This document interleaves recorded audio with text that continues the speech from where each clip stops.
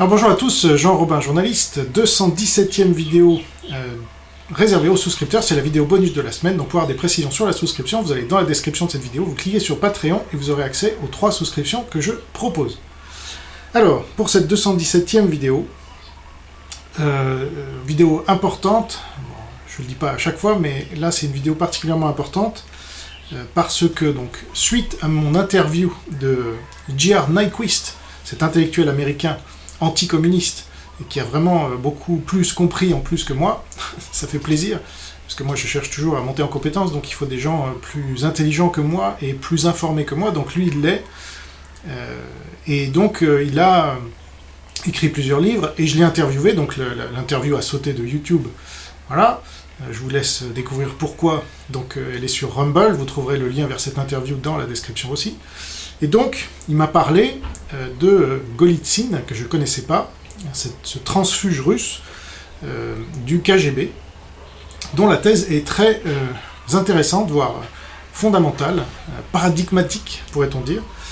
Donc moi, j'ai jamais cru à la chute du communisme, puisque c'est de ça dont il s'agit. Contrairement à tout ce que j'entendais, le communisme est tombé, le mur de Berlin est tombé, etc. Dans les médias, l'université, partout. Livres d'histoire.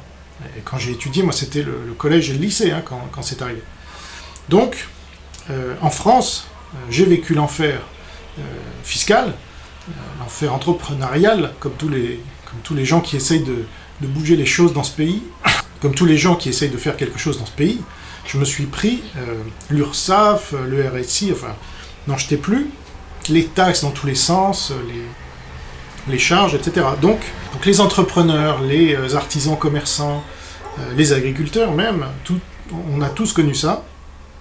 Et donc, ça c'est bien le communisme, les blocages de la SNCF ou autres, on a tous connu ça aussi. Donc la CGT, elle est bien au pouvoir dans notre pays. Je vous renvoie à mon livre « La France CGT », que j'ai lu intégralement pour mes souscripteurs, mais que vous trouvez aussi sur Amazon en format papier. Donc, je viens seulement de découvrir l'explication du fait que le communisme ne soit pas tombé, c'est une désinformation massive en fait, avec précisément grâce au livre de Anatoly Golitsyn, qui s'appelle « New Lies for Old ».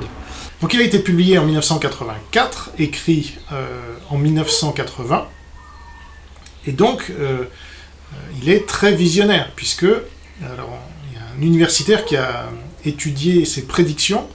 Il y en a 148, et donc sur les 148, 94% s'étaient révélés justes en 94, donc 10 ans après sa parution.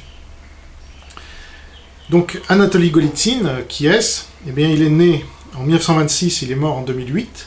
C'était un transfuge du KGB et l'auteur de 2 livres donc, sur la stratégie de tromperie à long terme de la direction du KGB.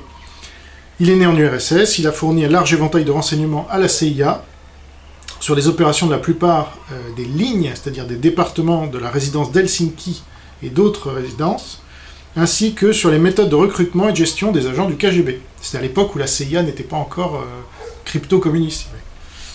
Et donc à partir de 1984, il est devenu citoyen américain, donc quand il a publié ce livre, mais il ne s'est jamais montré en public, j'ai pas trouvé une seule vidéo, j'ai trouvé quelques photos comme ça en passant, mais aucune vidéo de lui, c'était son éditeur qui venait en parler parce qu'il était vraiment menacé de mort, gravement. Et donc, je vais vous parler de ce livre en 2 parties, parce que c'est un livre fondamental, donc je vais faire une première partie aujourd'hui, et puis la deuxième, dans la foulée, ce sera la prochaine vidéo, parce que je l'ai lu, donc, et relu pour certaines parties, parce que c'est très dense, donc j'irai doucement, vous pourrez faire pause, etc., pour bien intégrer tout ça, parce que c'est tellement nouveau, bien que ça date de 40 ans presque, eh bien c'est complètement opposé à tout ce qu'on nous a raconté dans l'espace public en France depuis 40 ans. D'ailleurs, ce livre n'a jamais été traduit en français. Voilà. Comme d'habitude, en France, on n'est pas en démocratie, donc voilà, une preuve de plus, parce que ce livre-là est franchement fondamental. Bref. Donc, à tout de suite pour les souscripteurs, à bientôt pour les autres.